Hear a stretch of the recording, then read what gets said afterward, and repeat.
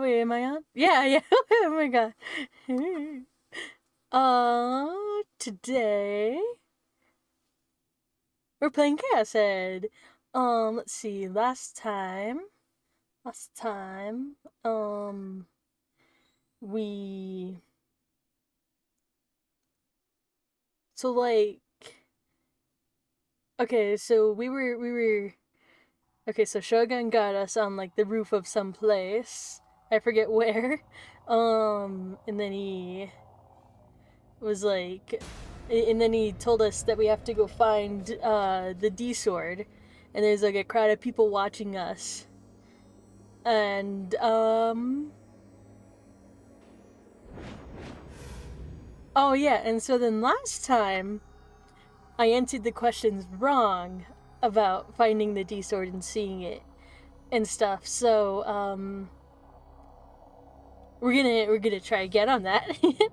And there's also something else that I found out is like oh, there's this like a thing that I was supposed to be doing this entire time. Um like we'll see it when it comes up. But I didn't do it every time, and I just thought it was like just a silly little thing that happened, but it was no, it was just that's just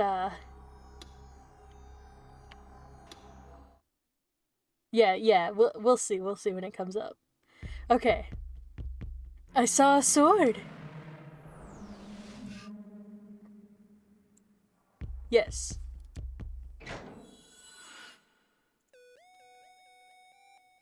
Boo wee wee. And do let me know if it's like too loud or too quiet. I'm turning it up on my side though. Ba-doom. I saw a sword clearly. Yes.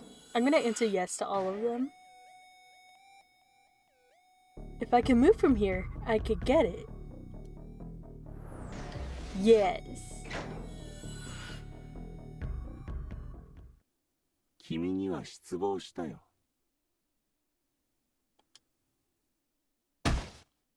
Wait. I was pushed behind hard? From behind? Wait. At some point, someone had gotten behind me. I hadn't noticed them at all. It was Shogun. I hadn't heard a creaking sound of the wheelchair. Then who was it?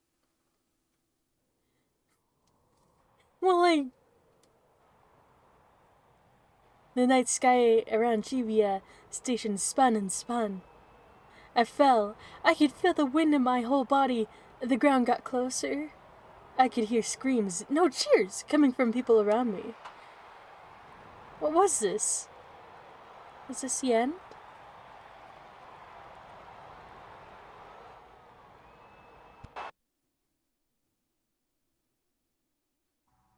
Well, like, here, let's try that again.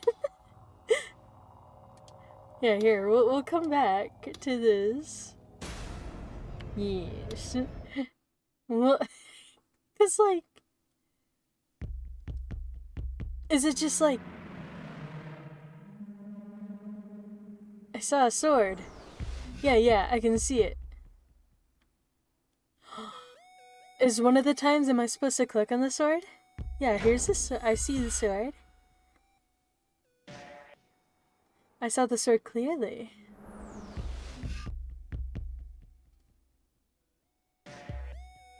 Yes. I'm trying to like push other buttons to see if like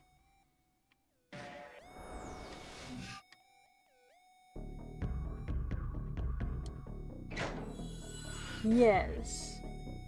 Yeah, cuz it's right there. 君には失望したよ。 Dang it. Oh. Hey, this one was different than the other one. Like that didn't happen. What am I doing wrong? Oops. No. They'll take us to the beginning. No. Stop it.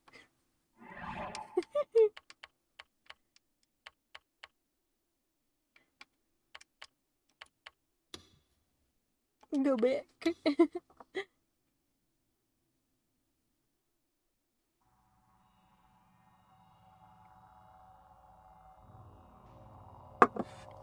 Extra.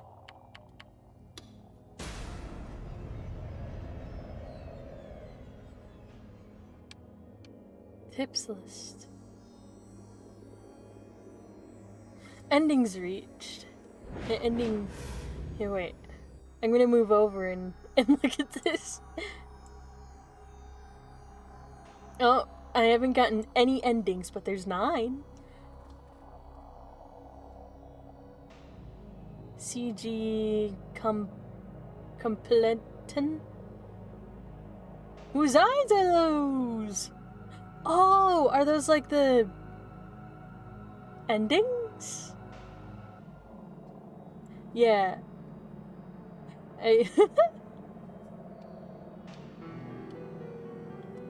Okay.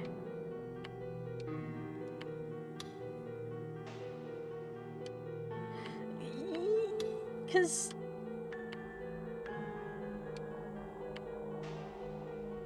oh,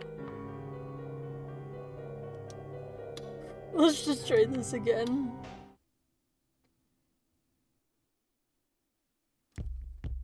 Okay. So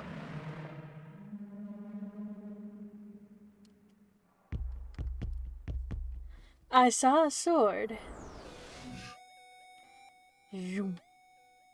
Yes, I see it. It's right there. I see it.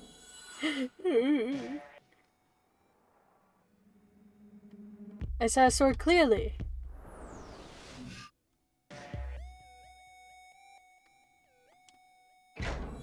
No, let's try that. Let's try that. I only kind of saw a sword. Yes. I could see the sword someplace that wasn't here too. Yes?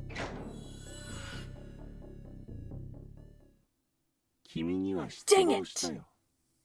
Yeah, cause like I got different... Okay. Yeah, blah blah blah blah blah. Should I look it up? Continue. Dunk. Yes. Okay. We'll get this. I saw a sword. Yes. Or should I say no the first time? I saw a sword clearly. No. Well, I'm gonna try like one where I say no every time. I only kind of saw a sword. Let's see what happens if I said no. Oh, yeah, okay. Pushed and stuff, and then I fell over, and I fell down. It was like, oh, but it wasn't that guy that pushed me. But blah blah blah blah blah. Boop. Okay, we'll get this.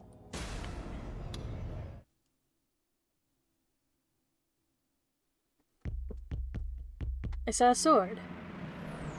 We're gonna try saying no every time.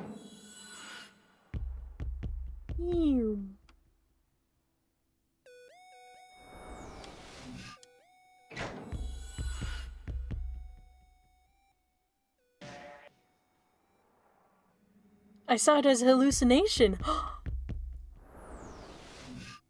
Yeah? Maybe.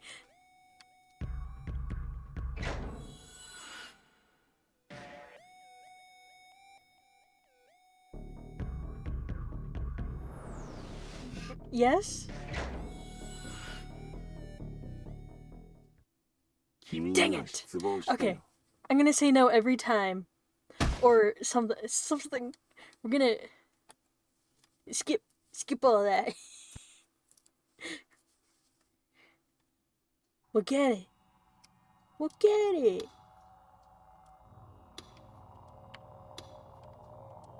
Yeah.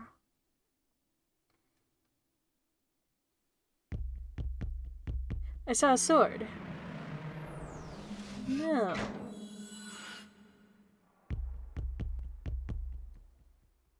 I saw something that looked like a sword. No. I saw it as a hallucination. No.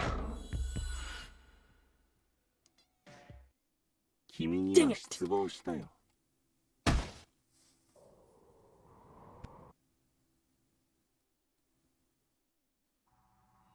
Okay. Ah, I gotta go through all the possible answers I put down.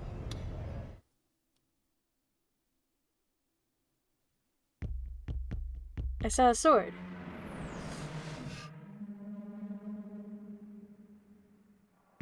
Yeah, I do.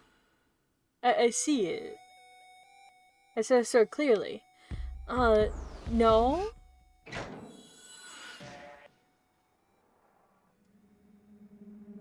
I only kind of saw a sword. Yeah. I think I did this order of answers. I saw a sword that someplace that wasn't here too. Okay, so I said this one of the times, but I don't remember if I said. I think I probably did both yes and no.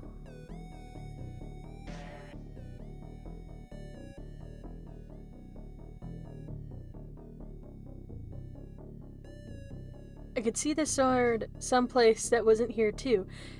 No, I don't remember seeing it anywhere else. And then he's gonna be disappointed in me. It's not actually a sword. Okay. Okay. Let's see if I can remember the order of the answers I did this time. Oh, I should have wrote them down. That's okay, that's okay. We'll... Here, I'll get like a pen and paper ready for like in case I mess this up. It's not actually a sword.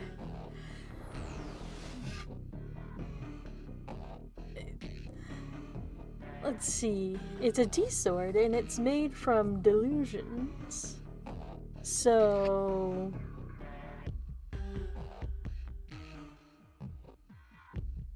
It's not actually a sword. I'm gonna say no. Don't be disappointed, please. 君には Dang it! 失望したよ。 Okay, so it is a real sword. It is a real sword.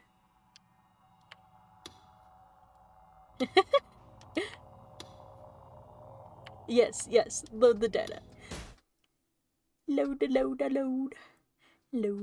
Load. I saw a sword. No.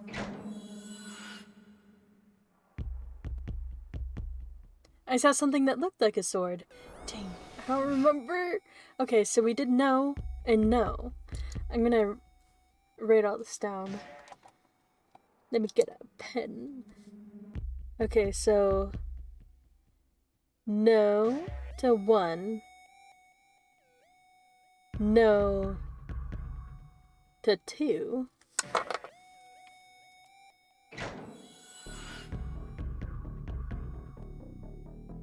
I saw a hallucination. I don't remember. I'm gonna say no.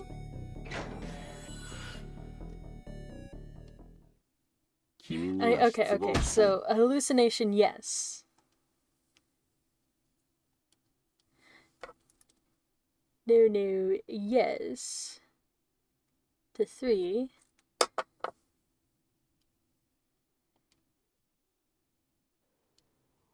Get on down there.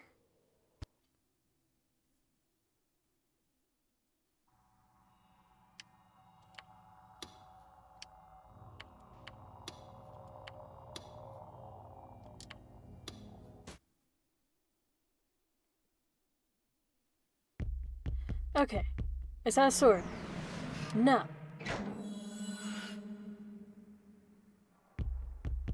I saw something that looked like a sword.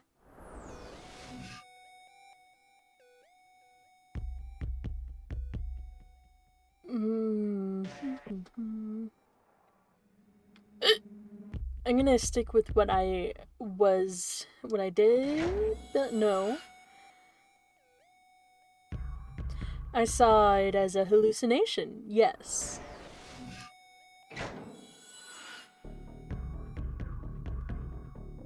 I could see the sword someplace that wasn't here too. Okay. No. Alright, no. It's not actually a sword. No. Wait, yes. I think.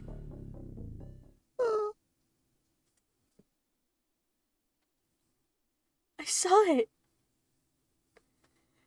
Oh, we got it right, finally. As I looked into the night, the light wrapping... Ooh. The night wrapping and twisting through the tears in my eyes, I found a spot that looked like a sword. Ayase was right. I hadn't noticed it at first, but when I changed the way I looked at things, suddenly it was there. I didn't care if it was just a coincidence or not. The more I started to see it as a sword, the more it contrasted with its surroundings. Finally, it became more real, standing out against the scenery around it. Even its outline was gradually becoming clearer. 見つけたんだね。 I did. Shogun must have noticed my shock because he spoke almost immediately. では手を伸ばしてその剣を切り取ってほしい。深く考えなくていいんだ。君にならできるよ。できるわけないじゃん。ダメ、タッキー、そんなことしたら下に落ちちゃう。落ちたら死んじゃうよ。 I looked below. The crowd below me was huge. The ambulances weren't here yet. It was just like this afternoon. They were too slow, of course. They were the earthquake this afternoon had been devastating. 切り取るなんてできないよ。固定観念にとらわれたらダメだ。最初からできるわけがないと思っていたら何もできない。常識を捨て去ってあるがままを見ればいいんだ。君には力がある。世界はその力に応えてくれる。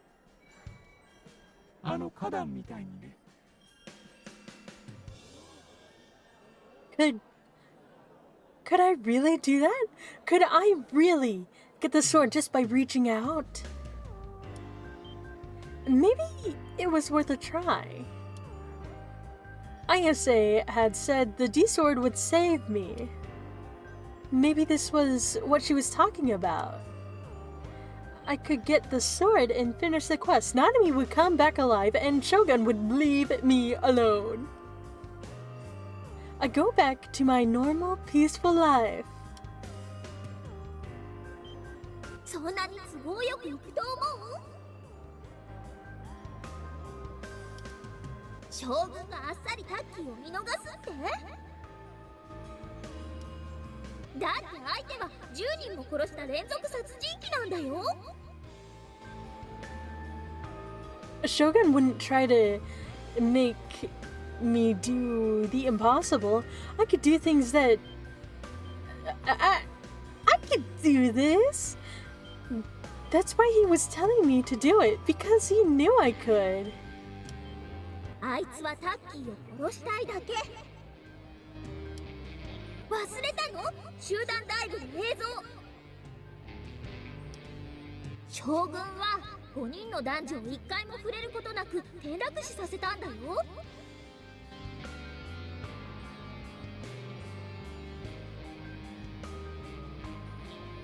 I hated to disobey Saryutan, but still, I reached out out to the sword as if seeking salvation. The people below gasped. Thousands of people in the packed crossing below were watching my every move.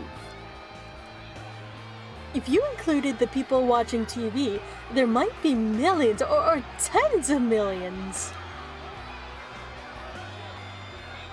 I felt like I was going to throw up.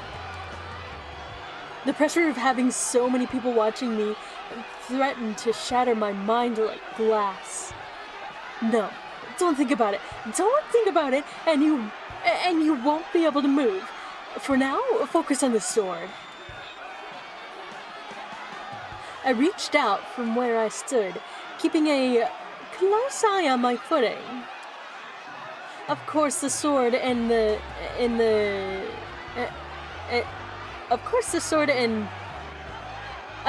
my god. I focused on the sword and tried to grab it. I couldn't touch it. The wind was blowing hard. It was coming at me randomly too. One moment it could blow from the front, and the next it would slam into my body from the side. I was grabbing on the acrylic board, but it was so slippery that it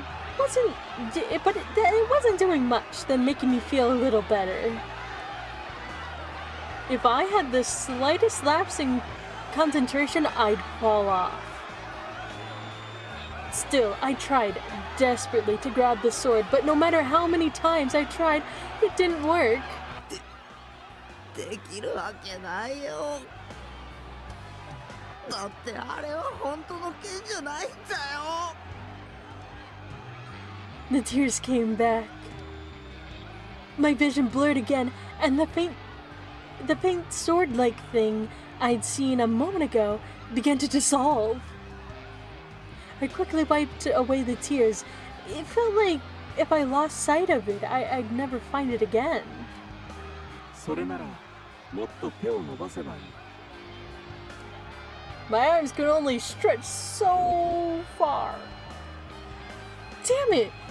Didn't he know how dangerous this was? I bit my lip and held back my tears and reached out further than before.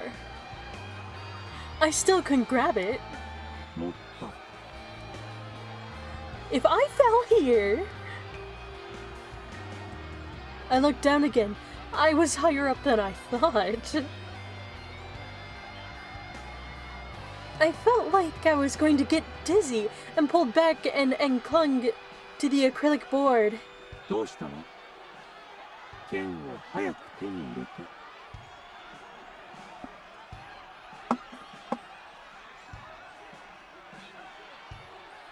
でないといつまで経ってもナナミちゃんは戻ってこないね。 I shouldn't have looked down. I couldn't stop shaking. I was worried that the shaking would make me slip. I was completely terrified. できないよ。許して。君はあまり僕を舐めない方がいい。君のわがままに付き合うつもりはないんだ。理想度を手に入れる。それができないなら君の妹は死ぬ。君も死ねばいい。ただそれだけ。 No, I don't want to die. 死にたくない。 Once again, I stretched my arm from the hole. I could see the sword there still. I tried it again and again, but it was no good. I was too close. It was so close. Why couldn't I reach it? I ended out further. I leaned out. Oh my gosh. I leaned out further. I stretched my whole body and reached my hand toward the sword. I even stretched my fingers as far as they would go.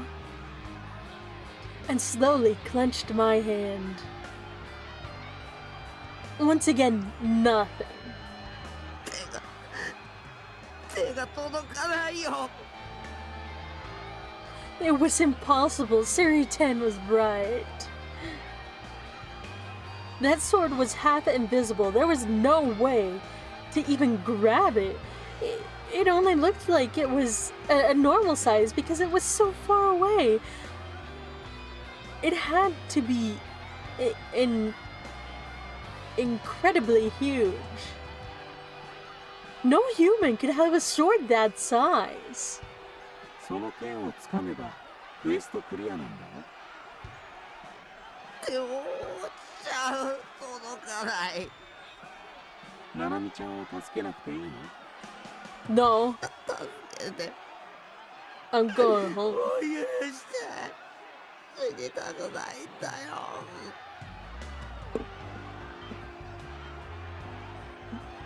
昼間のことを思い出すんだ。君の力があればそこから落ちたとしてもまた花壇を出現させればいい。 Yeah, I'm pretty sure Flower Bed would... If it can save someone from, like, four story?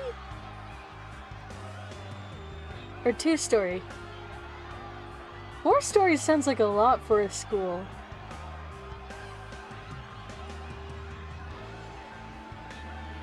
Maybe a 2-story school building.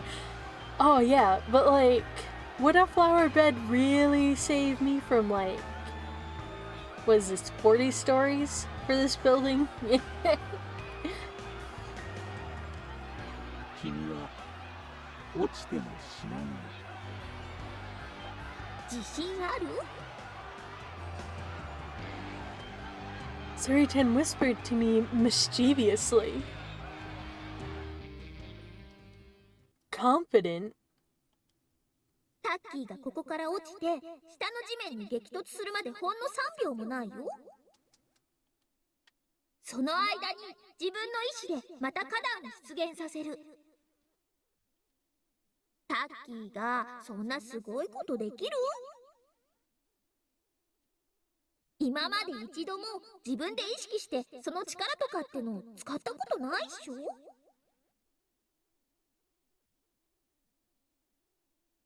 Oh yeah, here it is, where you can have...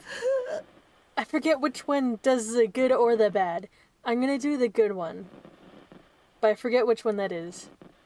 Ah, there we go. That's the good one. Yeah, this is what I was supposed to be doing this entire time. That's right. Even if I didn't have that power, I didn't know how to use it. ねえ、逃げよう。タッキーはよくやったよ。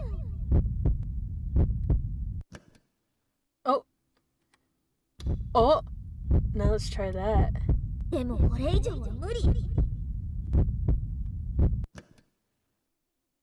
Okay, let's go back to the green one. 死にたくないっしょ？ I just wanted to try it out, I guess.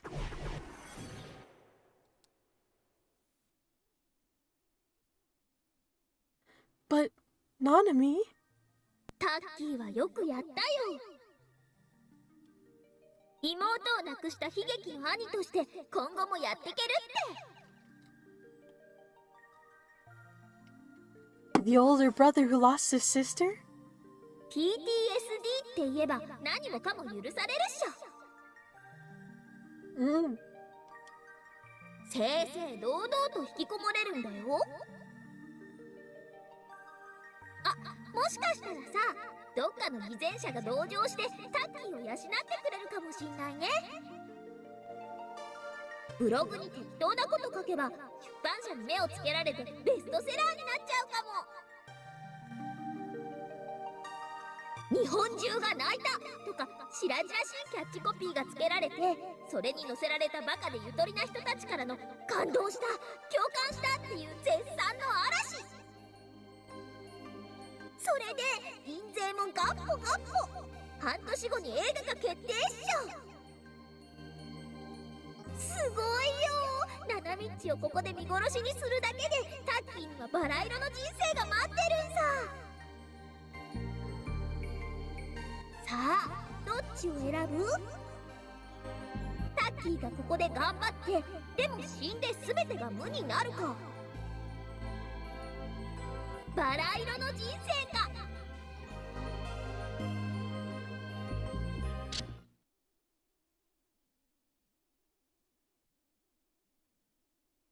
死にたくない。痛いのは嫌だ。死ぬのは嫌だ。消えるのは嫌だ。ナナミがどうなろうと僕は痛くも痒くもない。 I kept whispering the words as if I were trying to make myself believe them. There was one person here who was right. And it wasn't Shogun. It was Seryutan. あの剣に見えるだけで剣じゃない。ただの光の反射とか目の錯覚だ。そうだよ。 Wait, さあ帰ろう。 maybe I chose the wrong time to try to try to... 帰ったらさ、私のパンツ見ながらいっぱいエッチなこと想像していいから。僕帰る。 Wait, no. Oh no. 帰ってセーラタンでハーハーするよ。嬉しいな。 Wait, no. Get the sword. You can get the sword. エッチなポーズたくさんしてあげるね。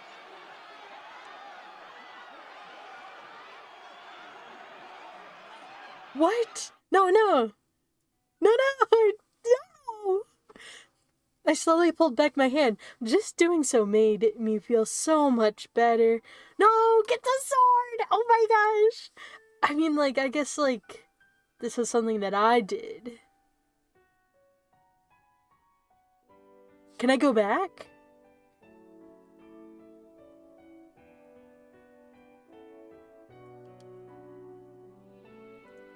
I took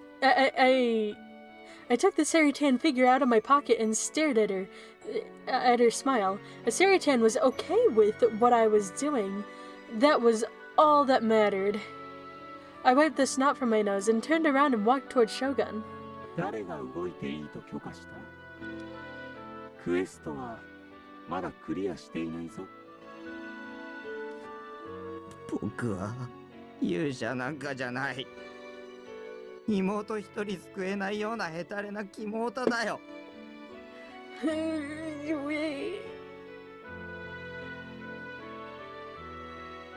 僕に期待しないで。僕を見ないで。僕をそっとしておいて。ではナナミちゃんは殺すことにするよ。I chose the wrong time to try it out. どうせもう死んでる。 She was already dead. Shogun had killed her in some horrible way. It would probably be the top story on the news tomorrow. The sixth new gen case. It was sad, but I couldn't do anything about it. Yes, you could. Get back out there and get that sword. Oh no.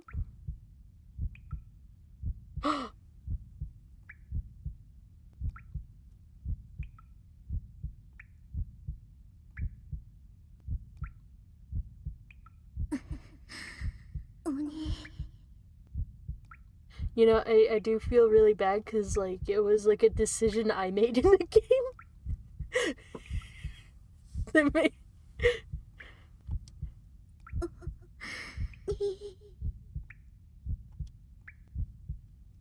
I heard what sounded like dripping water, but it wasn't water. It was Nanami's blood. It was bright red blood dripping from from her severed wrist. なんで助けてくれなかったの？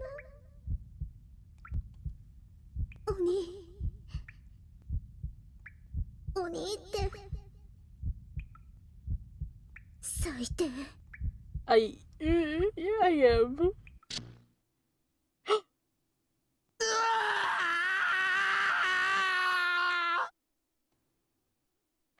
I screamed.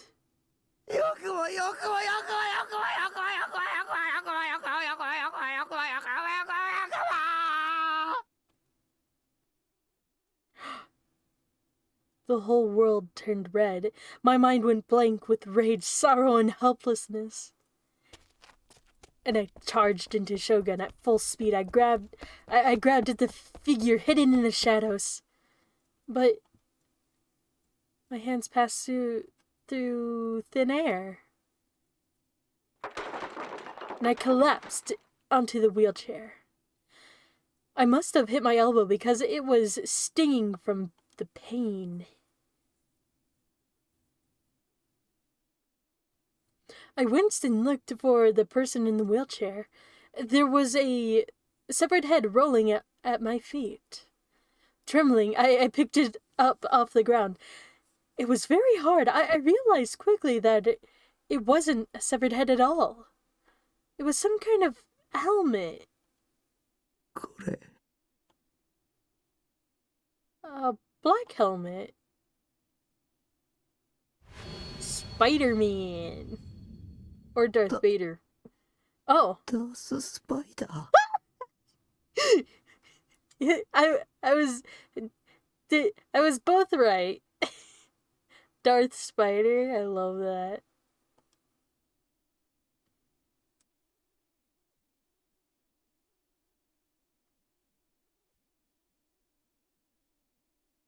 Chapter 7, Psychopath. What? So, like, I wonder, was I going to get my sword if I hadn't done that? Was I going to get my sword? I gotta know. You know, I was thinking, like, for a bit that, like, I wouldn't go through all the endings, but I think I'm gonna go through all the endings. I changed my mind.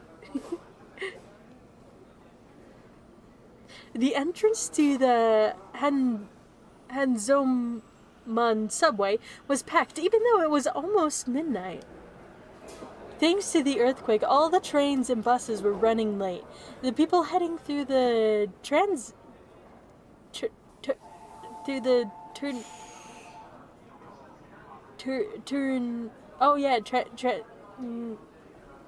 Turnsilities weren't even trying to hide their annoyance.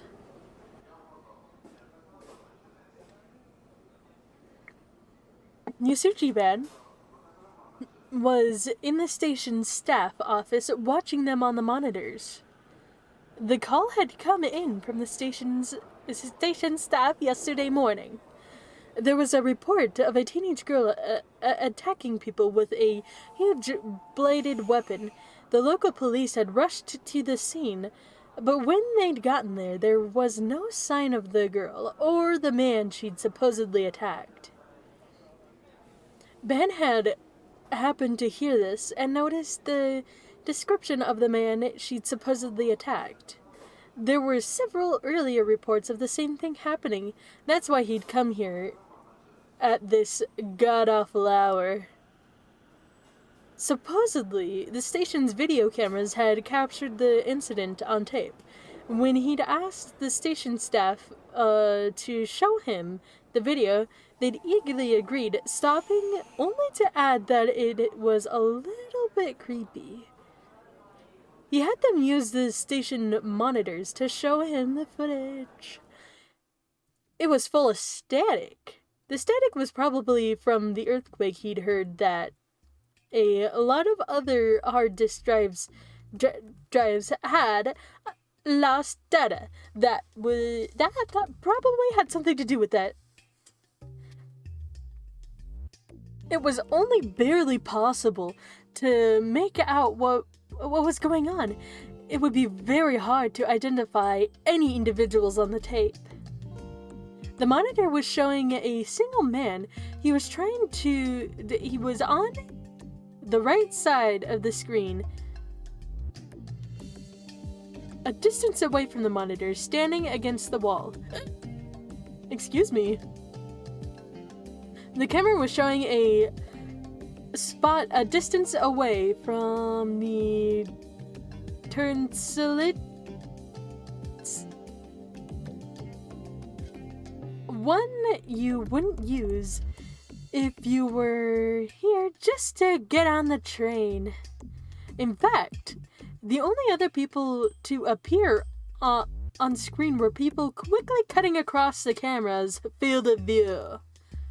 The screen was so fuzzy with static that it was hard to tell, but he looked like he was short and extremely thin. He was wearing a heavy backpack too. Ben couldn't imagine what he was doing there. He fast-forwarded the video, and after an hour or so, something happened. A few of the passerbys walking across the screen headed toward the man and stopped. It looked to Ben as if they were being drawn in by the backpack he was wearing. I'll get this together, don't worry. What was especially strange, though, was that they didn't seem to be talking. They were just standing there.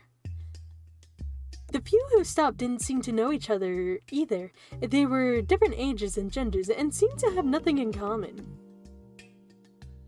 What was going on?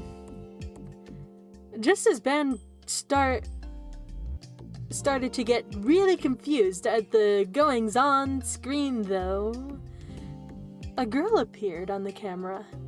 She was wearing a Suimei Academy uniform and had long hair. She walked right up to the man with the backpack. The way she was moving was clearly different from the ones who'd stopped nearby before him. She knocked him out of the way as she grabbed the backpack man's collar. The two of them argued for a moment, or actually it felt like the girl was threatening the man. This seemed to bring the others back to their senses. They quickly walked away. A few moments later, the girl gave the man a hard shove. The man fell flat on his ass, and then something strange happened. The girl took a step back and struck an odd pose. She dropped low and seemed to bring her fists up to her ears. It looked like she was holding something heavy in her hands, but there was nothing there at all. The report had said she was carrying a huge bladed weapon, but where could she be hiding it on her body? The answer immediately became clear. Whoa! There she is. The screen the camera suddenly began to shake. This wasn't static.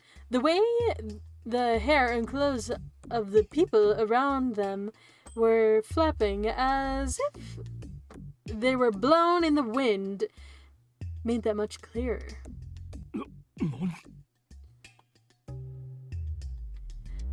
Ben leapt forward to get a closer look at the screen. Suddenly, the girl was holding a huge sword in her hands. It was bigger than she was tall, and Ben had no idea where she'd gotten it from.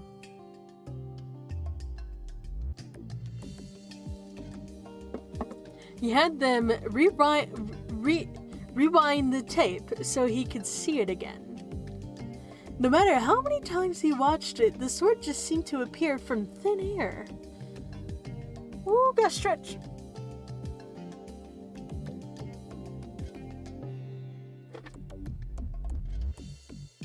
If nothing else, the girl hadn't moved at all. どんな手品だここりゃ。 The people on the screen were freaking out at the girl and her sword. She, however, was completely ignored. She completely ignored them.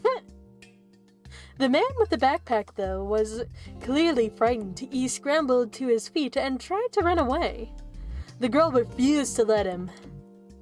The man was surprisingly agile as he ran, but the girl caught up and swung at the massive blade like it weighed nothing at all. Wow. The sword cut the man's backpack like a tornado. The impact knocked him to the ground. He didn't seem to have been hurt, though. In fact, when the police got there, they hadn't found any blood at all. 一体この娘は何者だ? Senna. That's who. Ben whispered aloud. The girl suddenly looked at the camera as if she heard him, even though there was no way she could with a pre-recorded video. The screen blurred for a moment. Oh. And she was gone. It was as if she'd never been there in the first place. Oh, excuse me.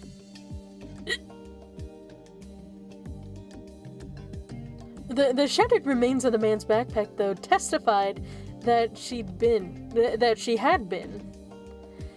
It was hard to tell from the static on the screen, but it was...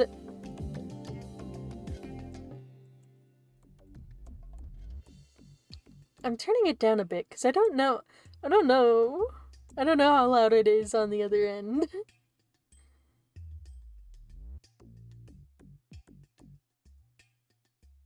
But yeah, just anytime something's too loud or too quiet, let me know. It was hard to tell from the static on the screen, but it was playing that she disappeared in less than the span of a second. Ben rewound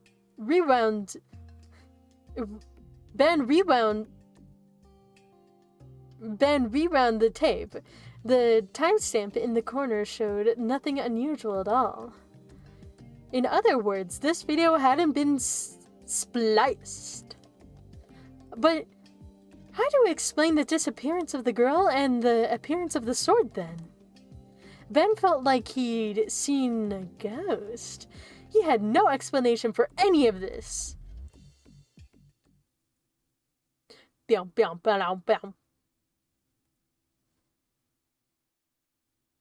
world around me was perfectly white. I was lying down. It felt like I was floating, but I couldn't tell if I was. I couldn't tell which way was up and which way was down. The silence was loud in my ears. It was like hundreds of crickets were chirping in my head. If somebody had told me this was the afterlife, I wouldn't have doubted it for a second. The place was just so monotone, empty, silent, orderly, organized. Like in SpongeBob with Squidward, he goes, alone, alone. Vacant and peaceful. This must have been what a Buddha's brain was like after he achieved enlightenment. It wasn't like my brain at all. I wanted to stay here forever. All the crap I had to put up with in the real world, the pain, the suffering, the emptiness, I didn't want to deal with any of it. And then a noise disturbed the silent, white world. It was the sound of a door opening and the sound of somebody's footsteps. They were coming closer. Oni, 来たよ。いっしょ、いっしょ。おに、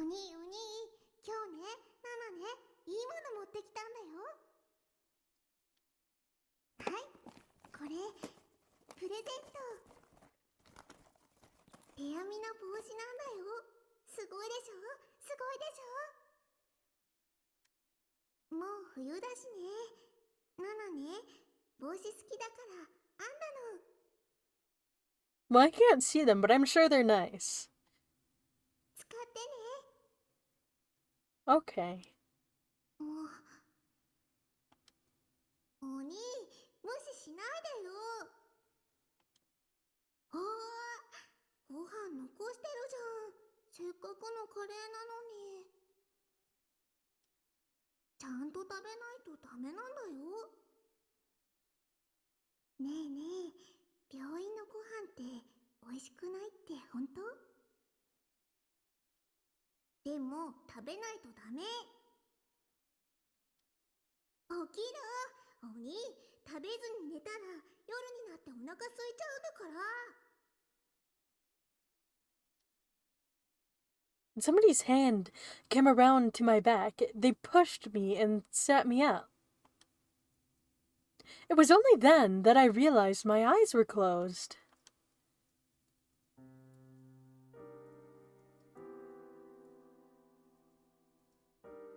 I opened them, and there was a small girl there. It was Nanami, my little sister. But she was so small. It was Nanami. She looked several years ago. How many years, though? She had to be in elementary school at least. Here comes the choo-choo train. Choo-choo! Toot-toot! The young Nanami scooped up curry with a plastic spoon and offered it to me. And I knocked her away. Oh my god. And for some reason, I swept the tray with the curry rice onto it, onto the floor with my arm.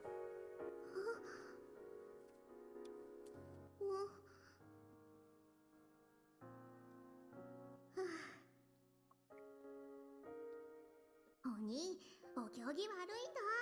お母さんに言いつけてやるぞ。 Nanami crouched down and picked up the tray. Next, she brought a washcloth over from the sink in the corner of the room and began to clean up the splattered corners. ほんと、世話が焼けるな。ナナがいないと何にもできないんだから。 Just leave me alone. I covered my face with my hands and slowly closed my eyes. ごめんね。あなたを守ってあげられなくて。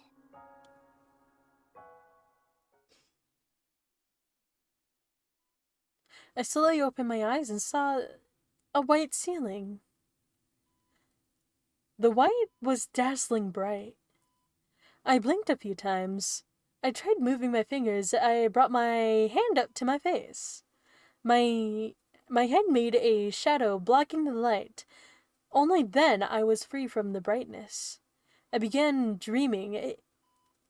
It was not a dream. It was a dream about Nanami. Nanami had always been such a little grown-up. The tendency of hers had only gotten more pronounced when I'd stopped talking to everybody after the accident. My parents just became overprotective, but whatever mean things Nanami might say, she would always try to take care of me. But that dream... Had I ever stayed in a hospital like that? I'd been going to one, but never stayed there, right? Well, there's no point in trying to read too much into a dream. I was lying down in bed. Ooh. Oh. Doesn't look like you are, but I am. Whoa. Meow.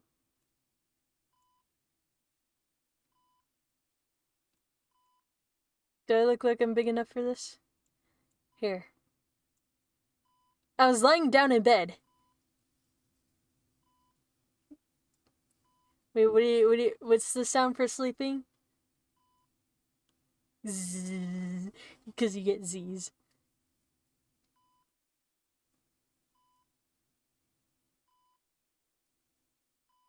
Oh, yeah, okay. I was lying down on a bed. It was a simple white bed. The sheets were white, the pillows were white, the luminous floor was white, the wallpaper was white too. Even the fluorescent lights on the ceiling were white. The curtains, the windows were white. The tiny shelf next to the bed was white. The porcelain pitcher on it was white. The paper cups were white. There's no color in this room. I was starting to get sick of all the white. I tried forcing myself to sit up.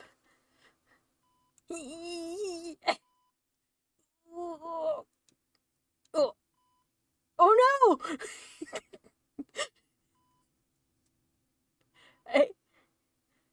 No, I don't know how I got in this predicament. Just kidding. Oh, oops. Beep. Beep. For a single instant, I felt a numbing pain around my lower back, but it quickly vanished. Oh. Come on. I gotta click on... I keep clicking on other stuff. There we go. Oopsie daisy. The room was pretty big, twice the size of the base at least, but it was empty. It might even be a hospital room. I could see a single pair of green slippers under the bed. I felt relieved to find something that wasn't white.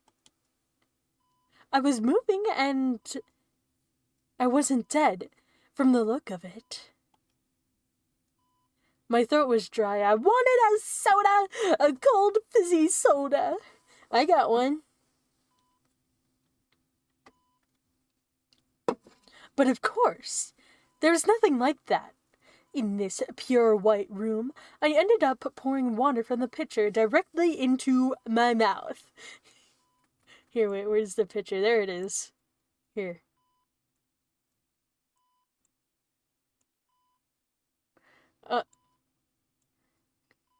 I'm trying to look at it to see if I'm doing... Drink. Water.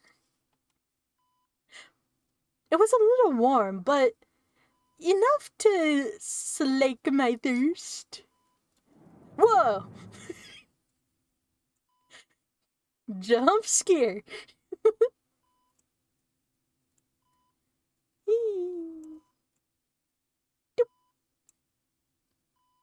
After I finished drinking my water and taking a moment to catch my breath, the door opened and a white-clad nurse came in. So this place was a hospital after all, then.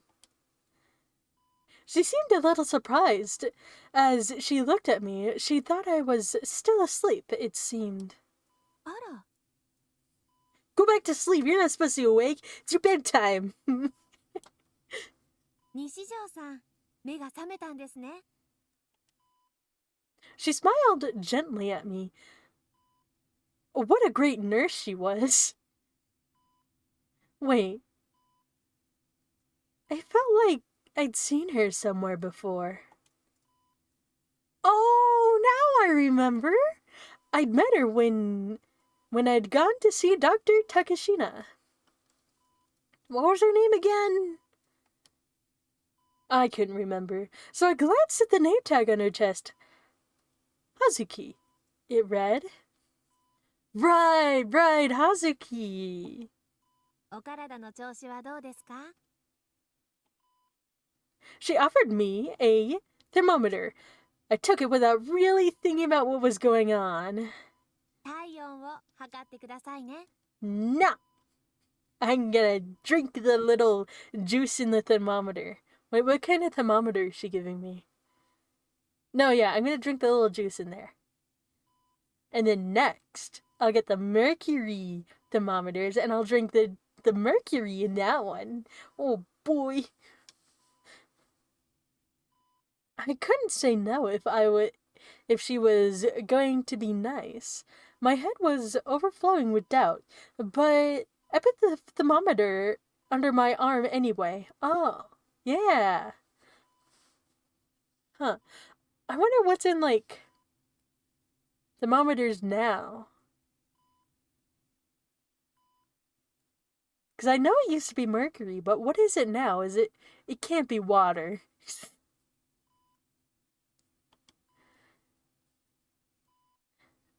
Then the memories burst inside my head. I remembered what happened before. Up on the roof. After I'd given up on saving Nanami, I charged Shogun in his wheelchair. But there was nobody there. I'd fallen over and found myself holding a Darth Spider helmet. I love that they mix those two. Is Darth Spider real or is that... Oh, Count! He's a Count! Count Darth Spider was a famous villain from the movie Spark Wars. His all-black silhouette was famous even in Japan. I never expected in a million years to find that Shogun was wearing a Darth Spider cosplay. All my anger melted away, replaced by confusion. I stood up and looked at the wheelchair. Nobody was in it. There was a black hooded robe over the back of the chair. It was part of Darth Spider's costume, too. I looked around to see if anyone else was there, but there wasn't. I was the only person on the roof. On the dark roof.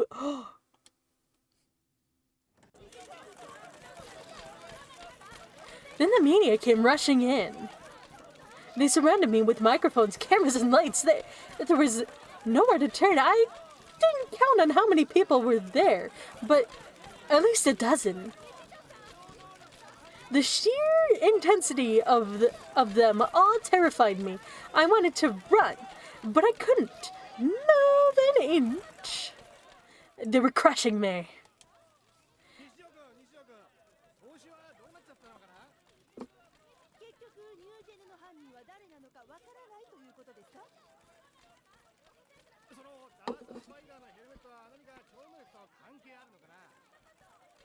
Yeah.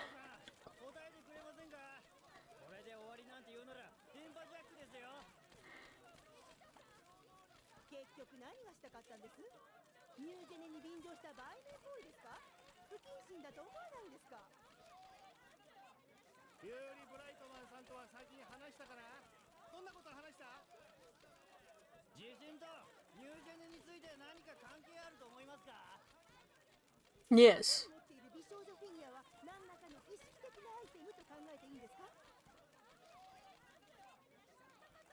Wait.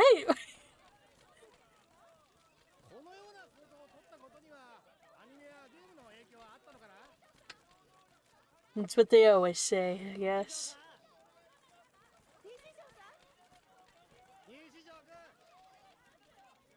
The lights were so bright. It felt like my flesh was burning under under a midsummer sun. There were so many people around me that the heat of their bodies was making my head feel woozy. My vision was spinning. I was pushed into a corner, panicking. I couldn't breathe. I put my hands to my head. I couldn't see a thing. I didn't want to see a thing. I couldn't hear a thing. I didn't want to hear a thing. I couldn't feel a thing. I didn't want to feel a thing.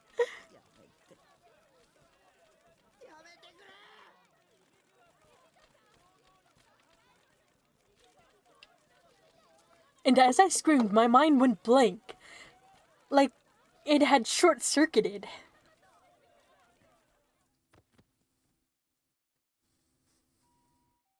Bing bong.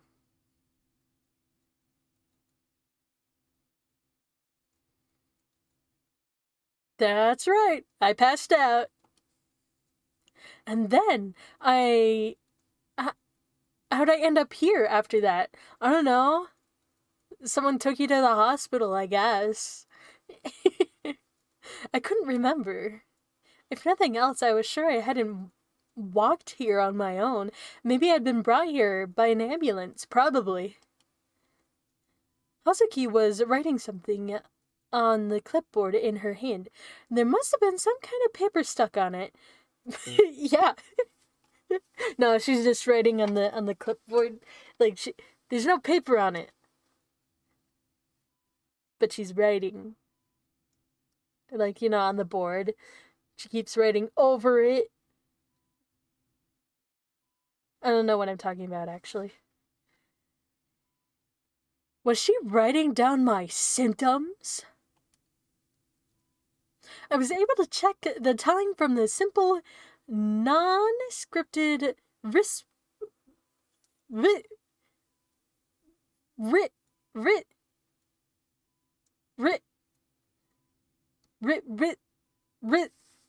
is a hard word to say. Wrist watch on her arm. There we go. Can I do it fast? All together? Wristwatch on her arm. Yes. It was just past 6 in the morning. I'd been out for a long time from the look of it. Oh, should I do it last time? It didn't go well. But why? But why this hospital, though? If Hazuki was here, that meant that it was the only one I usually went to. This place was a big general hospital.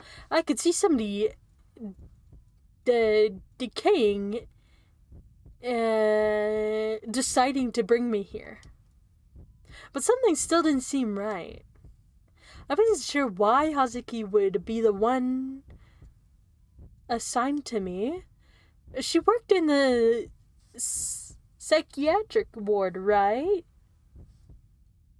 If she was here, did that mean this room was usually used by mental patients?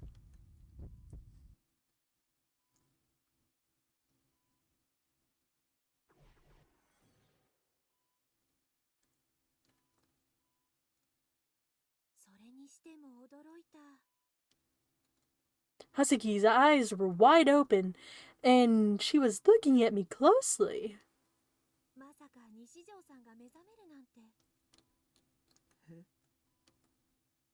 She was making it sound like it would be strange for me to wake up. Or was that a joke?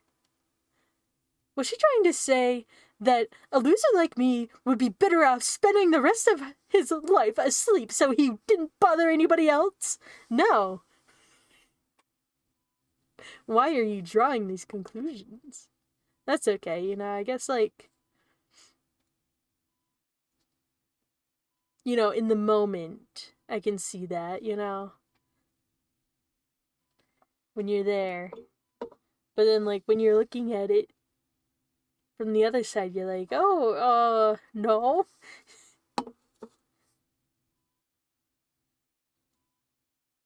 If even my nurse was trying to tell me I was a loser, maybe I would be better off dead.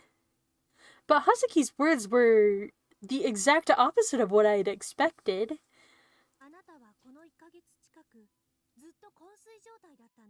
Whoa.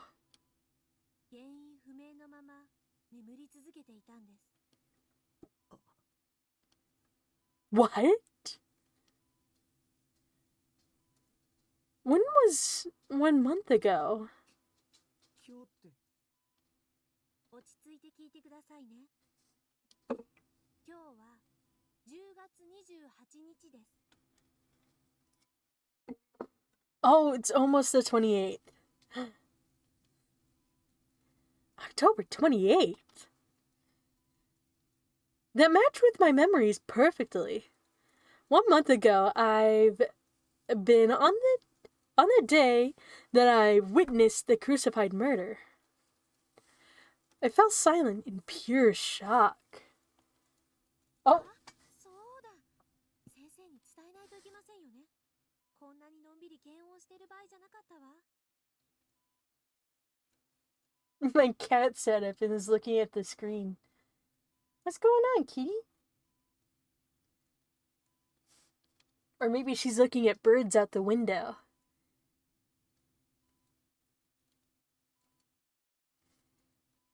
I also gotta fix myself. Do do do do do do do do.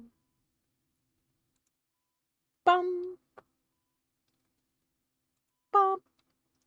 Bum. ここで待っていてくださいね。すぐに先生を呼んできますから。She ran out of the room in a hurry before I had a chance to even speak. 僕が1ヶ月昏睡状態だった。I whispered, staring down at my hands. Did that mean everything that had happened in the past month was all a dream? That would certainly be a surprising ending. It better not be the ending. But it didn't bother me. I should have found it harder to accept, but strangely I didn't. All that stuff about D-swords and delusions becoming reality, all that was impossible when I thought about it. It was all a hallucination, just a delusion I'd made up. It was a shame that my meeting with Rimi was just a dream. But Shogun wasn't trying to kill me. All of Japan wasn't laughing at me. And Rimi hadn't been kidnapped. Whew.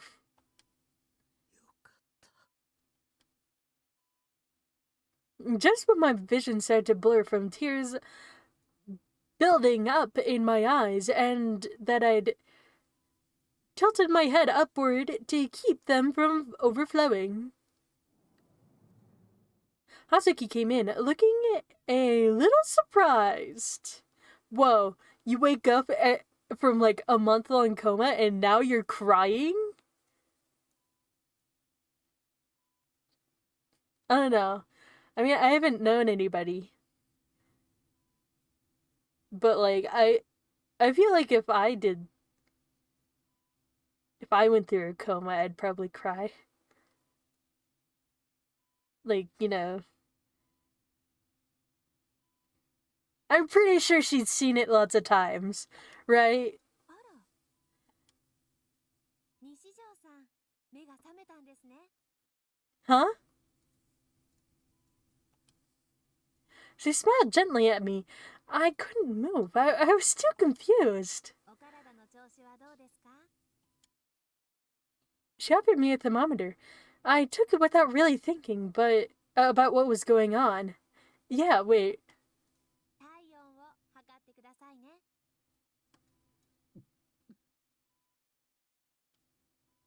I gulped a little as I took the thermometer. It was the same. This was the same thing that happened just a moment ago. Hazuki was acting like she'd come into the room for the first time. I patted my armpit gingerly, scared of what I might find. I just put the thermometer under it a second ago, but it wasn't there. The other thermometer was gone. But what was I... What was I just experienced a delusion? How much was a delusion, and how much was reality? Was Shogun still trying to kill me? Was the entire country laughing at me? Instantly, I started to feel miserable and depressed. 昨日ご家気が戻らないので、日付が変わる頃にお帰りになりました。今日は診察時間が始まる頃にお母様が来るそうですよ。I nodded, since I didn't even have the strength to answer. Mom, I'm the most embarrassing son in all of Japan. No, maybe the entire world. Why did it have to be on TV? The whole country had seen me up there, sobbing and crying. It was almost certainly on YouTube, too. I didn't know why they were saying I was some kind of psychic boy, or what they wanted to broadcast every move of a creepy loser otaku like me in the day, on the day of that huge earthquake. The only conclusion I could come up with was that Shogun really had mind-controlled them all. Either way,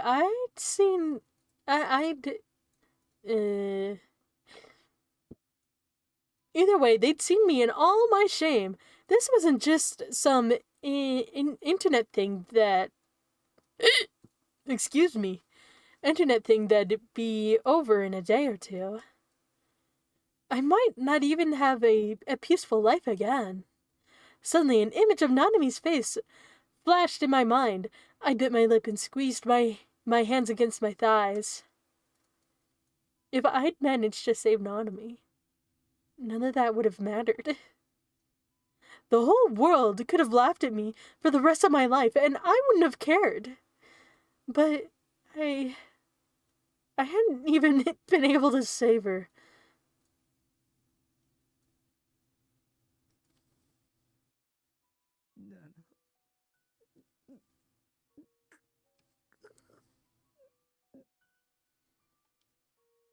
The tears came pouring down my face.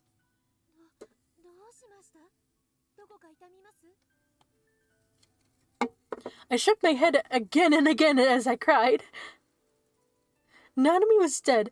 Nanami wasn't coming back. It was my fault. It was my fault. It was my fault. Because I was such a loser. That's why Nanami had to die.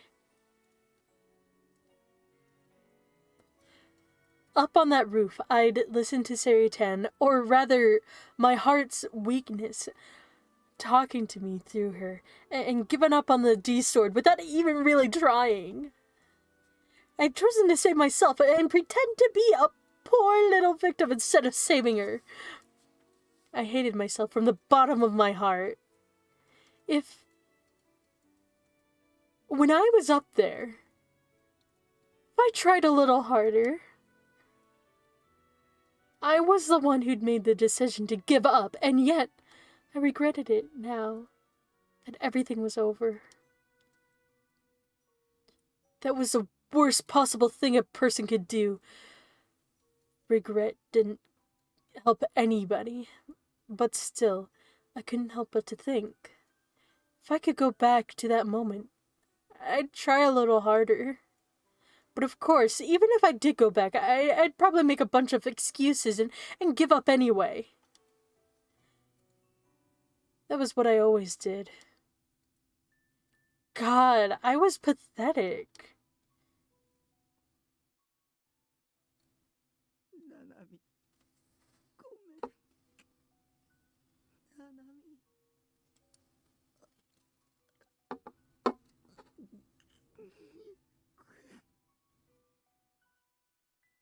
Hazuki rubbed my back to comfort me.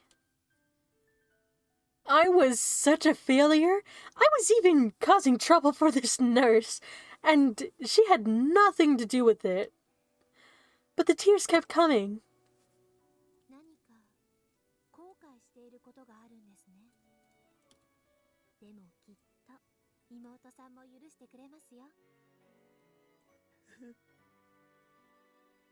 How did she know Nanami was my sister? And I didn't want to hear something so cliche. I hated to say this about Hazuki when she was being so nice to me, but there was no way she could understand how I felt. I hated myself so much. I was so pathetic. I kept looking for other people to comfort me when I only cared about myself. I'd be better off dead. Maybe I really should kill myself. 昨日もしきりに西条さんのことを心配していましたよ。とても可愛らしい妹さんですね。Huh? What was she talking about? ナナミは妹は死にました。 Shogun had kidnapped her. He'd chopped off her arm and he'd locked her up somewhere.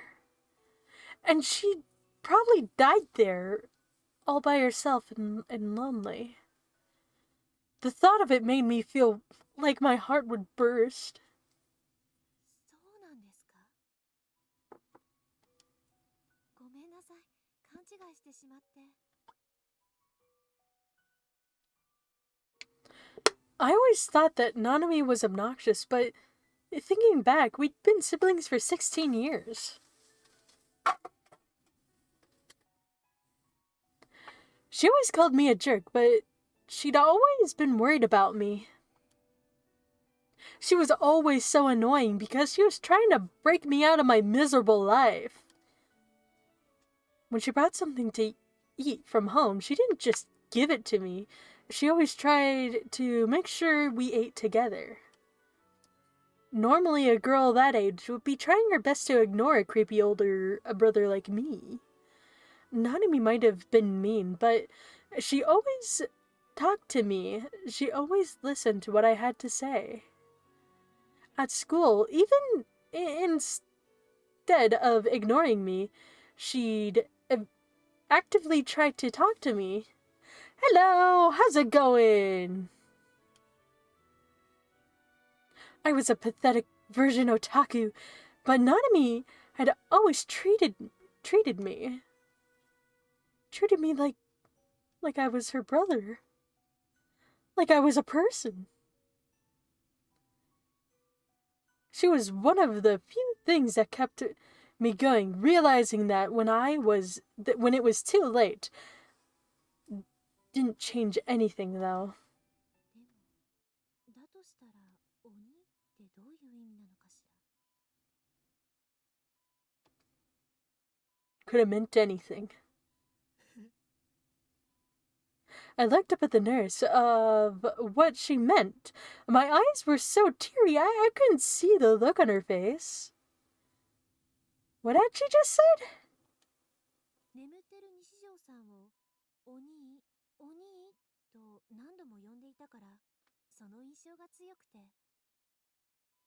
There was only one person who called me that. それ本当ですか？ It's my professional racing of burnout racers? What's that mean?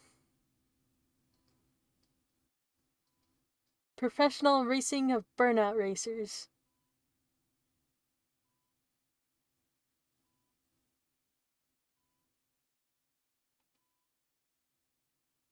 I was so excited that I got out of bed and went over to her. はい、何がです？ナナミがここに来てたんですか？いえ、はっきりお名前を聞いたわけでは。僕のこと鬼って呼んでたんですね。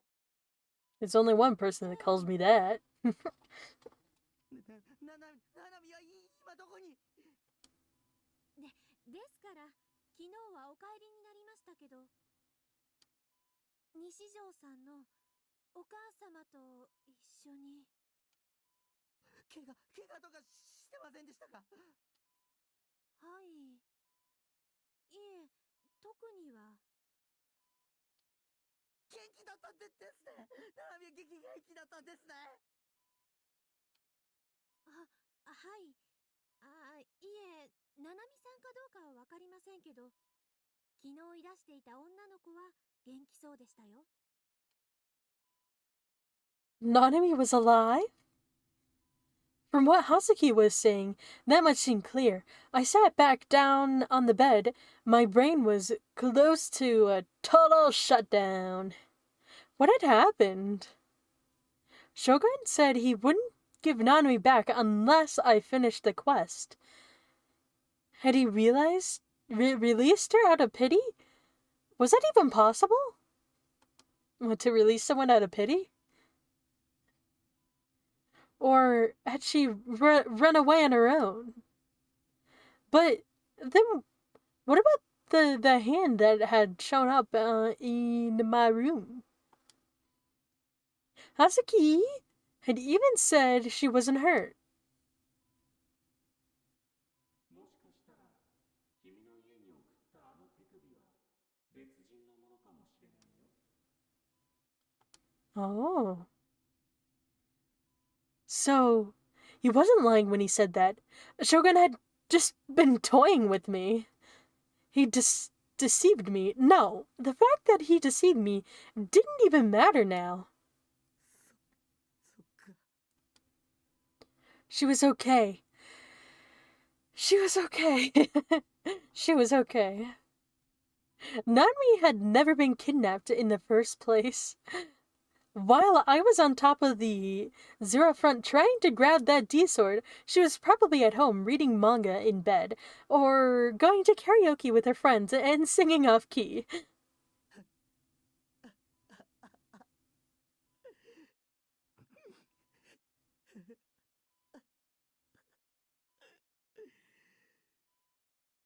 I was crying, but I couldn't stop laughing. 西条さん、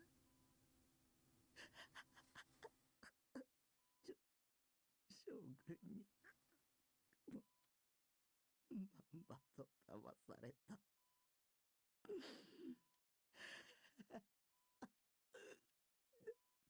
なんという壮大な釣りだよ。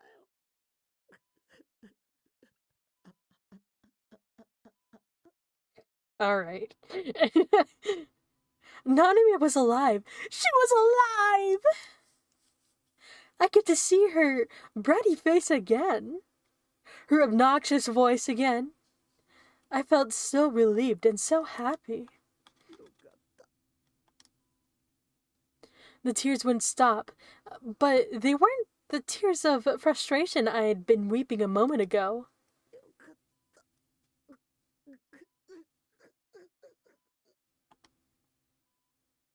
Maybe I was a total failure. Maybe I'd given up on trying to save Nanami on my own yesterday. But as long as she was safe, that was all that mattered. The whole world could laugh at me, and I wouldn't care. Really, I was just so happy.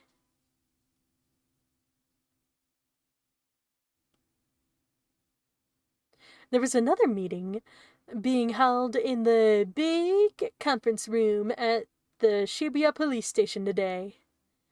All the detectives looked exhausted, and none of them were looking forward to more hours of useless discussion. As Metastung started asking the various offers for their reports, Ben nervously raised his hand. ちょっといいですかね。なんだね。 It wasn't just Matsunga who looked suspicious. Even Suwa in the chair next to him, and the rest of the detectives too looked suspicious. Ben gave his usual shallow smile and then made a few little bows as he looked around the room.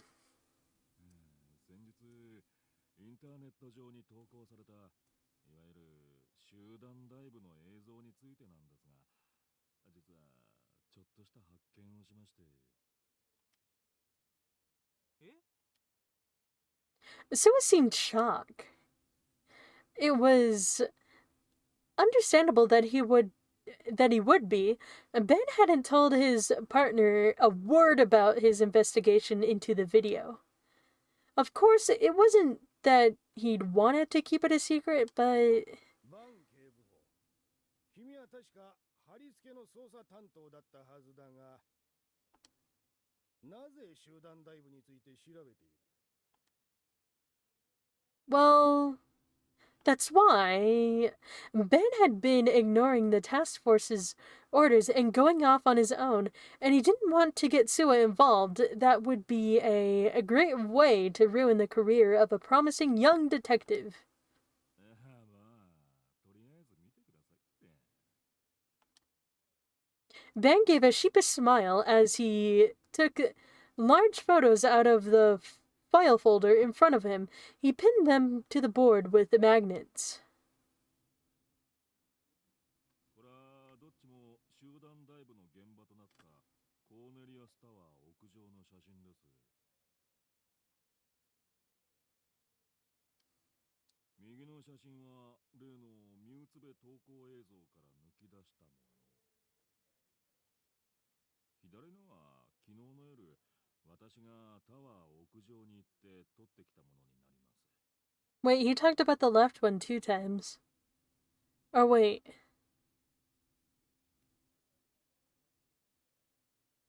I think I'm just flipping them around. Which way's left? 何か違いに気づきませんか？ The buildings. Holy shit! Murmurs spread through the room. 背景がね、違うんです。 It does. Here, yeah, we gotta do the spot the difference. Okay, so... Okay, so here's this. Okay, and there's no building here. And this image is a little blurry. Because, like, you look right here. Blurry. Clear. I forget which one is which.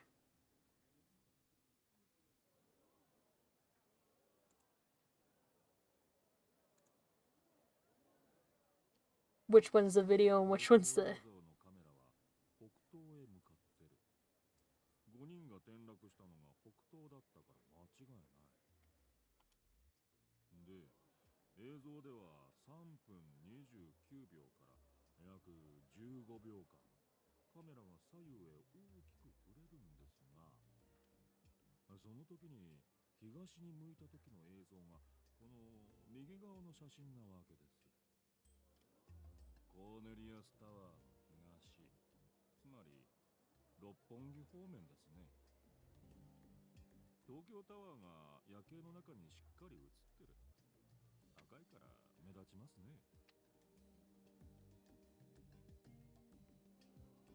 I don't see it.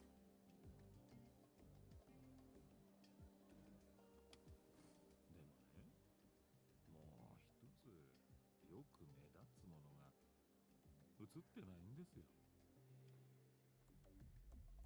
Ben narrowed his eyes, stroked the stubble on his chin, a self-deprecating smile on his face. 六本木ビルズですよ。 A look at the photo showed he was right. There was no sign of the lights from Roppongi Bills. But in the photo that Ben had taken yesterday, the lights from the windows of Roping Bills could clearly be seen next to Tokyo Tower. で、たまたま見つけたんですが、コーネリアスタワーのホテルロビーにタワー完成当時のパネルが展示してありましてね。そのパネルの一つがこれ。 Ben took out another photo from his folder and pinned it next to the other two. It was another photo from the roof, this time taken during the day, not at night. 六本木ビルズが映ってますよね。建設中ですが。 The murmurs in the room grew even louder, even Matsunga was staring at the photos silently, in a stern expression still plastered on his face. コーネリアスタワーの完成は2001年。六本木ビルズの完成は2003年。タワー完成当時の写真では、当然ながら六本木ビルズは建設中で、まだ高さもほとんどない。だが、集団ダイブが起きたのは今年2008年で、映ってなきゃおかしいですよね。六本木ビルズ。ちなみに投稿映像に細工された形跡はなかった。つまり何が言いたいんだ。 Matsuga sounded impatient and annoyed.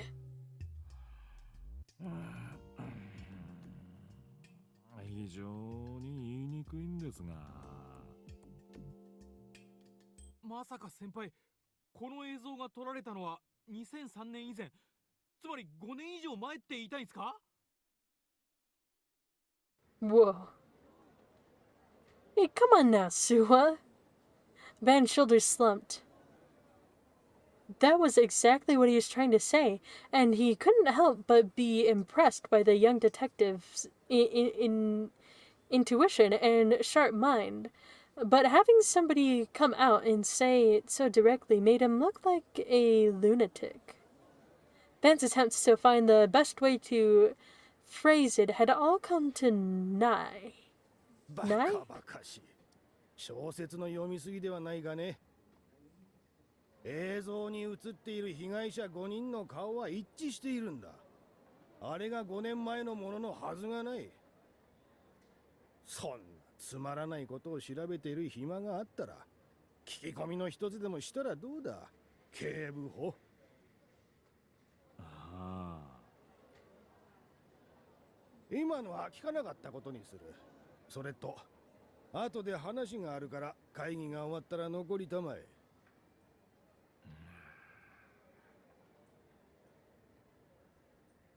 Ben sighed a little and gave up and sat down. Well, he hadn't expected it to work in the first place.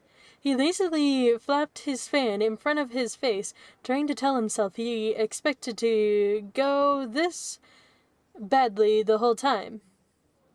Of course, Ben himself had no answer to the question of what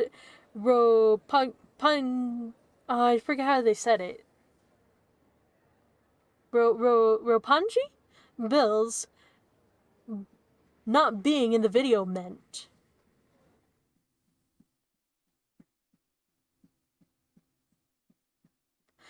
After I found Nanami was alive, a doctor came and asked me some simple questions. The questions were to see if I was functioning well or not. I gave half-hearted answers as I decided to get out of the hospital before my mom came. I just embarrassed myself on national television. How was I supposed to face my family? And if Nanami came, I was sure to start crying from sheer joy. And then Nanami would say, "Don't make me worry like that, jerk." And she'd be totally serious, too, and have no idea what I'd been through.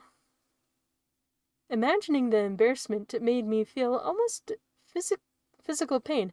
I decided to make a strategic retreat before it actually happened.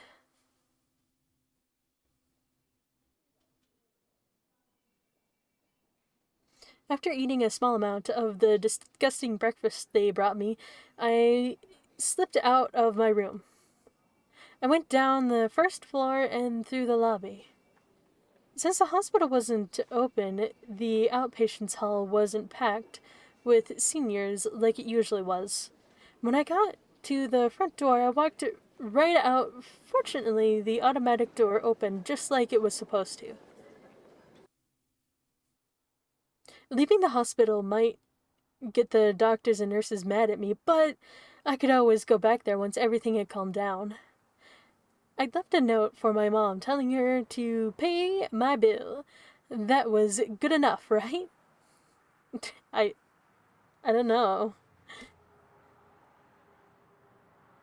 I'd spent the night in the hospital, but physically there was nothing wrong with me, and mentally, knowing Nanami was safe had driven a lot of my depression away. I had headed back to the base at top speed, careful to make sure Yua and Shogun weren't waiting in ambush for me.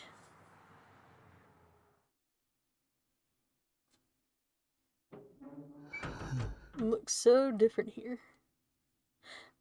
I was back. My mental state was completely different than it was when I'd left. Now I felt great. Of course, if anything, I wished I could speak to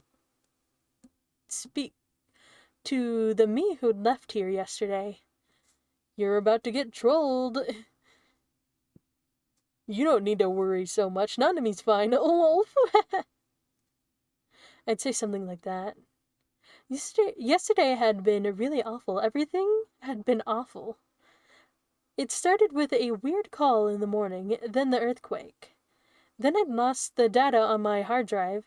I had to witness Ayase's suicide attempt up close. And then there was that email from Shogun. And he sent me a severed hand. A severed hand. The joy I was feeling faded instantly.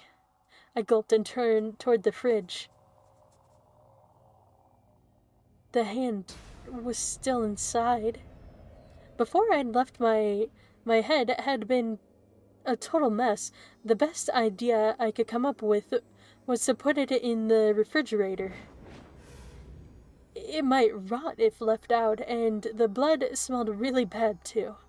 There were lots of sci-fi anime and movies where people lived for hundreds of years in cold sleep, right?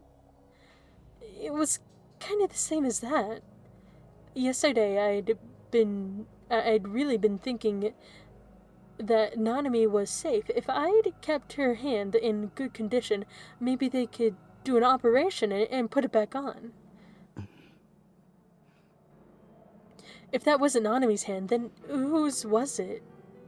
And how to explain the bangle on the phone and the phone? If I wasn't mistaken, those both belonged to Nanami. When I'd called Nanami's number, that phone had rung. Or maybe that was all part of Shogun's plan. Was it really possible to make such a perfect copy of her hand, though?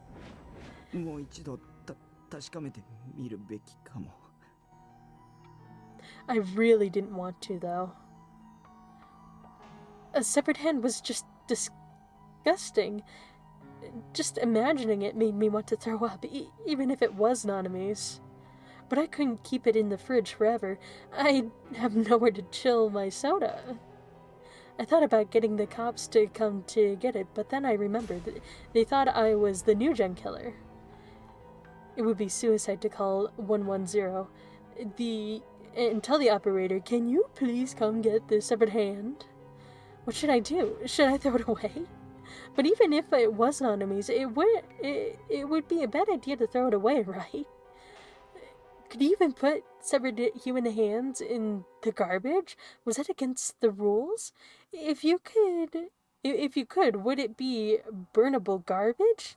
Non-burnable garbage? It scratched my head hard.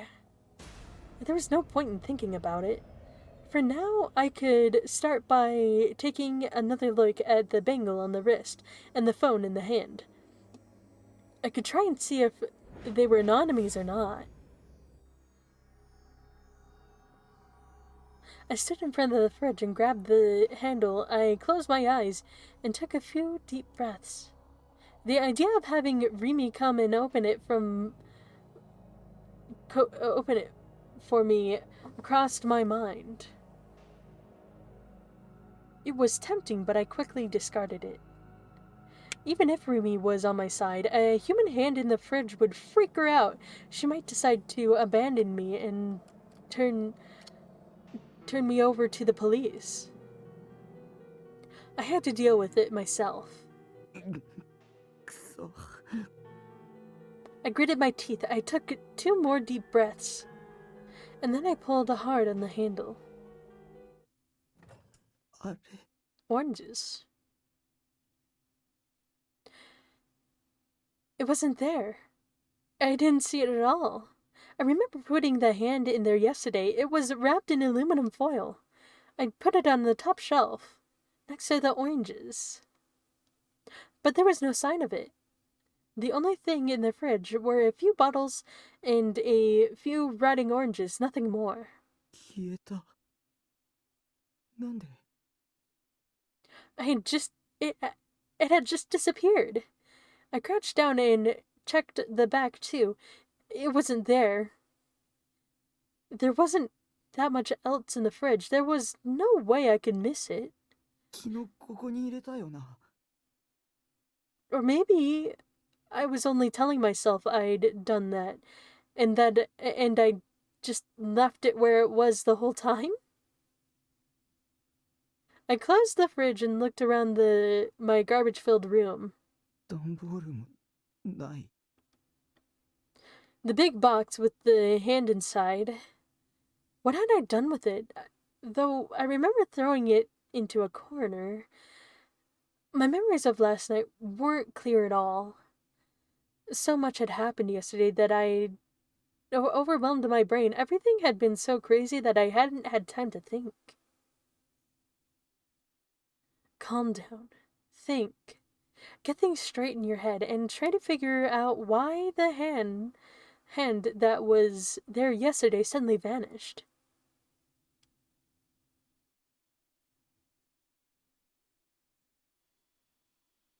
I booted up my PC's word processor and typed out all the possibilities that I could think of.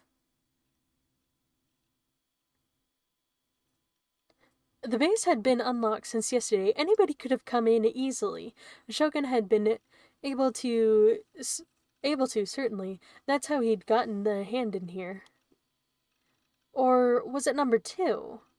My memories of what I had done when I'd left to the Zero Front weren't clear at all. My desire to save Nanami, the images of the severed hand in my head, my fear of Shogun, all those emotions were swirling around my head. They'd filled my brain way past full. I wasn't thinking clear at all.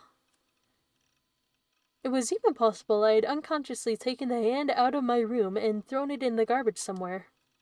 Or maybe it was just a delusion from the start and had never existed to begin with. But when I opened my email software, the message from Shogun was there. All that stuff about present was just like I remembered it. Shogun had talked about it yesterday too. It was hard to believe. It was just my delusion. Could the media or the police have taken it? Those guys always looked down on otaku like me and treated us like dirt. They might actually do that. After what happened, I was afraid of looking at the internet, but still, I felt like I had to know. I opened my browser. I hit up my usual news sites, starting with the Taboo News section. As suspected, there were countless articles about the incident in Scramble Crossing the other day.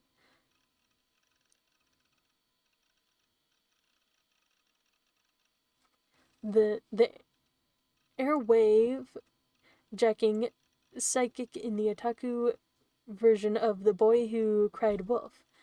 The young new gen boy's psychic powers ended in the worst possible way.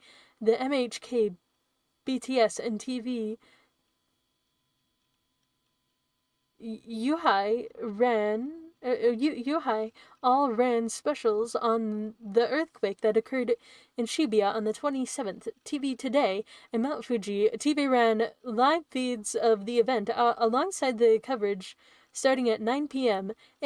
Angry calls soon flooded in, however. Scramble Across was packed with approximately 5,000 fans who booed loudly for over an hour after the event ended with nothing happening.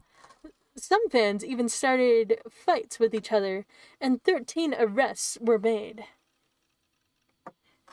The incident began with a prank email from a self-proclaimed psychic we'll be calling Boy N.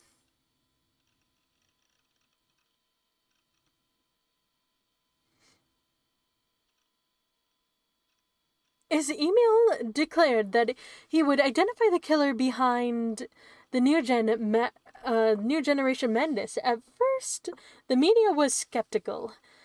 However, when Yuri Brightman, 43, an American psychic investigator, sent a message claiming to be the boy's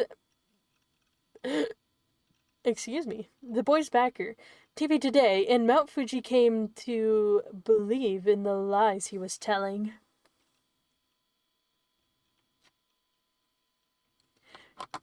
TV ratings were high, with both TV Today and Mount Fuji TV hitting over the 40% mark. These numbers exceeded those of last year's Kohaku signing contest, which is typically the highest rated program in Japan. Of course, this was also alongside earthquake coverage, but in the rating sense, the decision to cover the boy was the right one. Boy N, however, was no psychic. He excited the crowd by making it look like... Oh no, I lost it. It looked like he would be jumping off the building several times, but his performance ended there. Frustrated, reporters rushed to the roof and attempted to interview him about the New Gen case. But this too ended in failure. The boy collapsed on the roof and was found in possession of a cosplay outfit from a popular Hollywood movie, as well as a so-called moe anime figure, Yoshihiro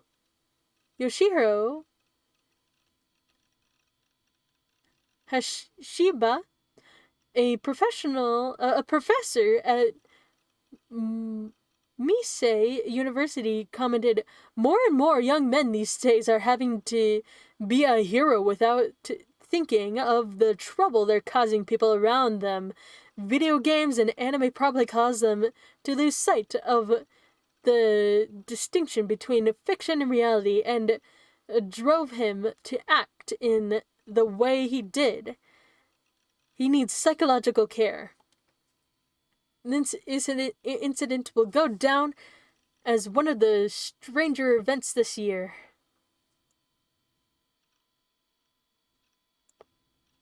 I never emailed the media.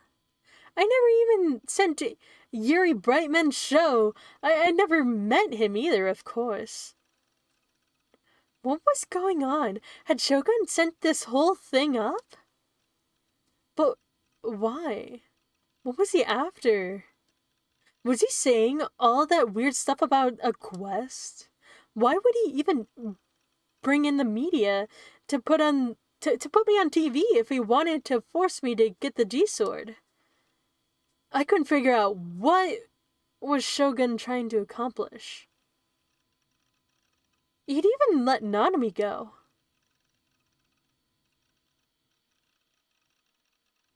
I followed the links and read a bunch of different articles, but none of them said anything about Shogun. They've been particularly no time between when I'd body slammed into Shogun, but when the media had shown up, even if he'd managed to escape somehow, the media must have seen him. There was no way he could get out of there in such a short time, especially since he was in a wheelchair and couldn't walk. I looked at Dad-chan too. Of course, the place was in an uproar. Comment after comment was listing my real name.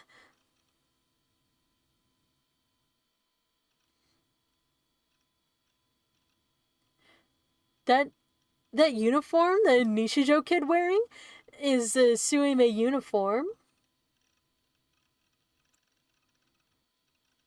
Are there any Suume students in this thread? Boy, and lol, what a loser, died of fire. Nishijo, knock it the hell off. We otaku are gonna get more shit because of you.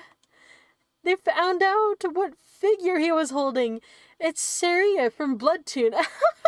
Creepy little freak. Creepy otaku loser. Losers everywhere in tears. That Nishijo kid should have stayed a hikikomori instead of going on TV. Saria, Nishijo, you dork. I'll blow you away with my awakened rocket body pillow. うつだ。 They were all having their fun at my expense. They were making fun of me without having any idea about how I was feeling. At Channel, they'd be really scary when they didn't like you. This had all happened because of Shogun. I thought that maybe Atchan would have more information that the media wasn't reporting, but that didn't seem to be the case. I couldn't find anywhere that talked about somebody beside me being up on the roof of Zero Front. It was as if the person named Shogun had never been there. Maybe what I'd seen hadn't been the real Shogun, but some kind of illusion. Even if Shogun was real, there was also the possibility that the figure in the wheelchair was just a hallucination I'd created. 僕はやっぱり病気なのかも。 So many impossible things were happening. It was like a video. Maybe there was a world where Nanami was dead and a world where she was alive. Maybe they were both parallel worlds and I get to pick which one I lived in. Maybe the future branched out endlessly, like the choices in an H game. What made me different from others was that I could see what would happen if I picked the bad choice in my delusions. Like with Nanami dying and ISA jumping, or how I'd fallen off the top of Zero Front. In other words, all these awful things that seemed to happen to me specifically were just traps in my own mind was setting for me. Part of me wanted to escape from the boring life where every day was the same and into the exciting world that was more like my video games. My unconscious was just giving to me in that form of delusion. No, that wasn't possible. I didn't want anything like that I was experiencing. I didn't want to experience anything scary or sad, whether it was real or not. っていうか、どれだけ想像力豊かなんだよ。 All these ideas I just thought up were just stupid childish delusions, weren't they? Whoa. I sighed and leaned back in my chair, looking up at the ceiling. It was hard to tell what reality even was. It felt like everything was a lie and my world was an empty, hollow place. Boom. What?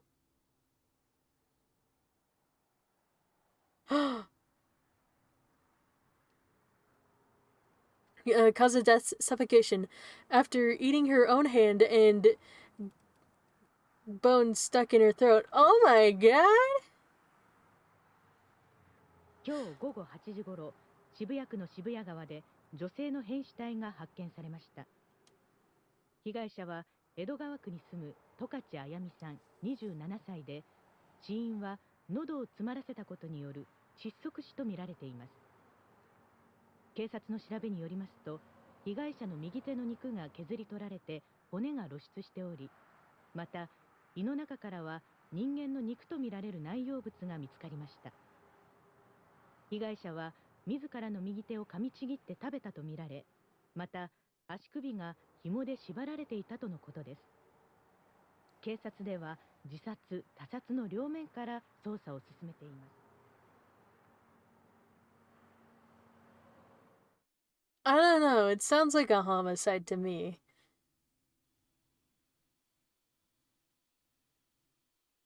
Ever since the Intensity 5 earthquake hit Shibuya, the atmosphere of the town had changed, or for the worse.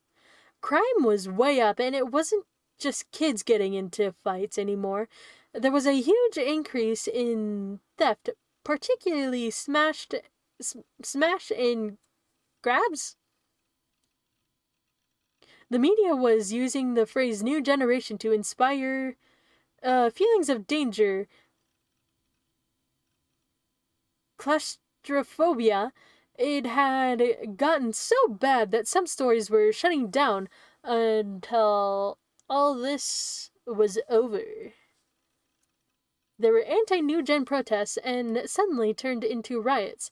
A huge horde of people had descended on the Shibuya police station. They clashed with the police, and over 100 people had been arrested. Just like they had with the Psychic Boy, thousands of people had appeared out of nowhere to watch and enjoy the show. There was a huge, clearly visible difference between the people who were visiting Shibuya and the ones who lived there.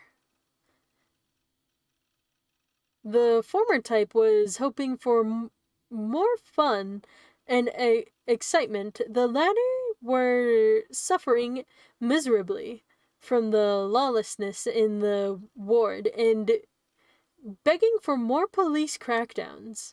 And then, as if to make things even worse, the 6th New Gen incident happened.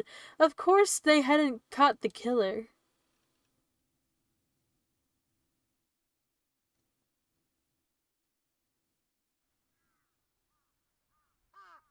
Okay. I think we're gonna go ahead and pick this up next time? So yeah. I'm gonna come back. Where is the... Oh, here we go. Let's do a quick save. Oh. Here, we'll also do this. And we'll go over... We'll save over chapter 1. Wait, why is it like this? 6-5. Ah, that's alright, that's alright. Yes. Yes.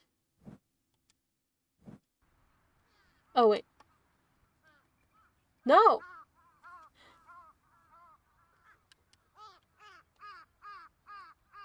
Oh, okay. Oh my gosh. I got poo brains. Whoop. Whoop. Well, thank you for watching. Bye-bye.